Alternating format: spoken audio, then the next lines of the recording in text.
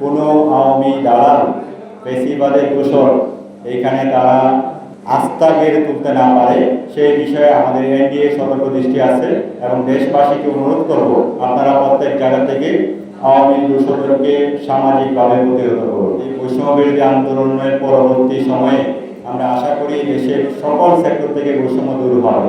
সেই প্রত্যাশা থেকে আমাদের আইডিবি নির্বাচন সুষ্ঠু একটি নির্বাচন আমরা আশা করি। একই সাথে এই আইডিবিতে যাতে কোনো আওয়ামী দালাল ফেসিবাদের দোষর এইখানে তারা আস্থা গেড়ে তুলতে না পারে সেই বিষয়ে আমাদের এনডিএ সতর্ক দৃষ্টি আছে এবং দেশবাসীকে অনুরোধ করব আপনারা প্রত্যেক জায়গা থেকে আওয়ামী দোষরকে সামাজিকভাবে প্রতিহত করুন। অন্যদিকে আমরা আমাদের মতের মিল না হলে কোনো সুস্থ স্বাভাবিক মানুষকে, কোনো সৎ মানুষকে যাতে আওয়ামী ট্যাগ না দেই সেই বিষয়েও আমাদের অবস্থান সুস্পষ্ট। বাংলাদেশে প্রায় 95% বেসরকারি চাকরিজীবী। ইভেন আপনারা যারা সাংবাদিক আছেন আপনাদের মধ্যেই বেসরকারি চাকরিজীবী। দেখেন, আমরা কর্মক্ষেত্রে যে চাকরিটা করি আমাদের নির্দিষ্ট কোনো বেতন নাই। প্রাইভেট সেক্টরের কোনো নির্দিষ্ট বেতন নাই। একজন প্রকৌশলী কত টাকা পেতে পারে?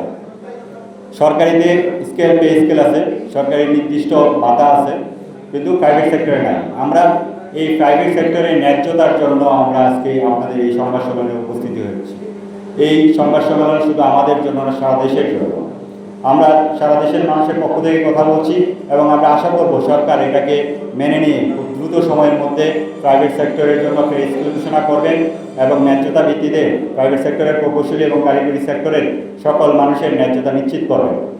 আমাদের এই সেক্টরের সবচেয়ে বড় একটি বাধা, যে কোনো মানুষ যদি চাকরি নেয় নিতে পারে কিন্তু ছাড়তে পারে না। তারা 3 মাস ধরে বেতন দেয় না, ছেড়ে দিলেই তার নামে মামলা দিয়ে এবং সরকারের এমন ফৌজদারি আইন মালিকের পক্ষ নিয়ে নেয়। মালিকের পক্ষ নিয়ে তাকে মামলা দেয়। এই মামলা থেকে বের হইতে হইতে তার পরিবারটা ধ্বংস হয়ে যায়, অন্য জায়গায় গিয়ে চাকরি করতে পারে না। প্রত্যেকটা সেক্টরে এইটা একটা নিয়োগ নৈরাজ্য চলতেছে। আমরা এই নিয়োগ নৈরাজ্যের অবসান হোক সেটাই চাইব।